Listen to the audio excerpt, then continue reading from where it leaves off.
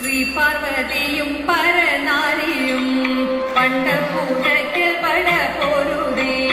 പാർവതിയുണ്ടോ നീരാടുവാൻ? ഞാൻ എന്റെ ഭഗവാനോട് ചോദിക്കട്ടെ.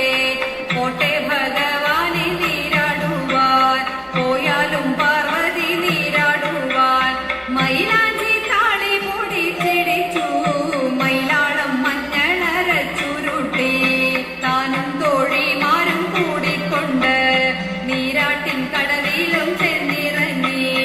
അപ്പോൾ വരുന്നല്ലോ നാരദരും. നാരദ ഇങ്ങോട്ടടുക്കരുതേ, ശ്രീ പാർവതിയുണ്ട് പള്ളിയറയിൽ.